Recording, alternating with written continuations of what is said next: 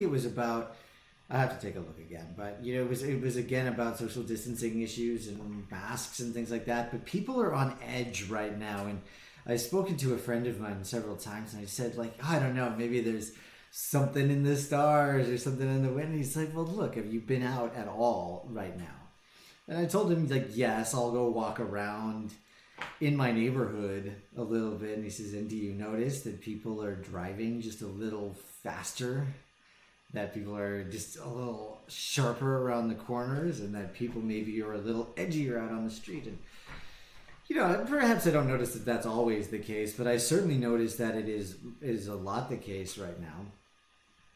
And we see it in all of the politics and the news and everything that's going on right now as well. So, there is an issue around rage at the moment. I certainly feel it. Maybe you feel it as well.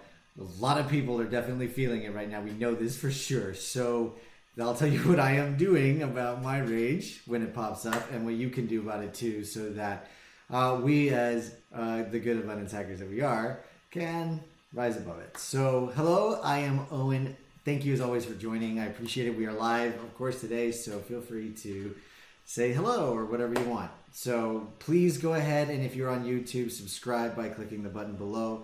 And then here on Facebook, you can, would love to have you join our Abundance Hackers Facebook group, and you can just go ahead and click the link. So, the politics today, right? Like, there's so much going on with, like, everybody is just fighting right now. These protests that are happening about reopening. We are watching what's happening in Wisconsin, which is absurd. It is absurd what is happening there. I will go ahead and say that basically they're just sort of shut everything down. They're pretending like this disease is not happening. And it totally is, right? They have now reopened in many places. There are bars that have standing room only.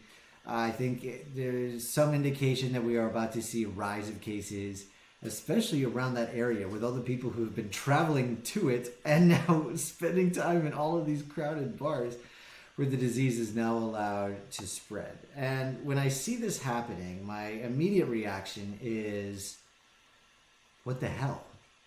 What on earth are you thinking? What are you doing out there? We are all going through it right now. We are all suffering. Many of us, are enduring, financial troubles. Many people are out of work. Many people are, just not going through their normal daily lives in the way that they would, because we are looking out for each other with the coronavirus. And now here you've got Wisconsin, and these people are doing ridiculous things to just ignore all of that, pretend it's not around, and to sort of undo a lot of the work that we have all done by stepping up and standing together. So I see this, and I see the fights that are happening in Washington, and I see it, and it makes me mad. It makes me so mad. I feel this like rage at what these people are doing. It makes me angry to see that people would be so selfish, to like just blow apart all of the social distancing that we have put in place, and to really create what is a significant danger in Wisconsin and other places just like it. And it makes me angry, and it makes me angry. So the first thing I think about when I see that is like, okay, why am I angry about this? Now, am I likely to be infected with this disease because of what people are doing in Wisconsin? And the answer is no, I'm not that likely. I mean, look, I live here in West Hollywood. We still have a very high number of cases, but our curve has gone way down. But we're still in the middle of a very popular area, in the middle of Los Angeles and however all this, this area. So people are coming through still. But, what am I doing during the course of my day? I am keeping isolated. I am walking around the neighborhood, but I'm being careful about it as I do it. And I'm not exposing myself to other people. So does it really affect me that much? No. And what is it about it that bugs me? I guess it's just that I'm sad about these inconsiderate people, that they are really posing a danger, and that other people are going to get hurt, and that people are going to get killed. So what can I really do about that? I'm not going to go out there and protest the protest. I'm not going to travel anywhere. But I know that I can keep doing what I'm doing. I am going through what we need to do in social distancing and dealing with the fact that this is what our world is like right now, and I'm going to keep doing it even if other people don't. So they can go be stupid. When I sort of see it like that, and I know that I'm doing what I can, then they can go be stupid people and they can do whatever they want, and it doesn't really bother me any longer. In sort of a way, I'm able to like forgive them for what they're doing and move on with my life. So that helps me when I feel the rage about these kinds of things come up, that I can just let it go, that it doesn't control my life. So here's what you can do as well. If you're seeing people in the news, I am almost certain if you're watching this that Donald Trump is making you angry at least once a day. Even me, who is prepared to forgive him all the time, is like, come on, man, like, stop it. You are making me angry. So here's what you can do. You can, first of all, figure out what it is that you need to feel okay. Like, what is bugging you? What is it at the end of the day? Like, are you doing what you feel is all right? Are you doing what you feel is the way to go? And then, sort of see what is it that you can do about this situation? Like, whatever is going on in this situation, what can you actually do about it? So, are you doing what you need to be doing? And then the second time, like, is there actually anything that you can do about the situation? And if there is, then do it. If there is, then definitely put that on your list of, are you doing what you feel you should be doing? And if you can't do anything about it, then consider why you are stressing about it, why you're letting it get to you. Like in my case, right? I took a look at why, I'm getting mad about reading about these people in Wisconsin who are blowing through social distancing.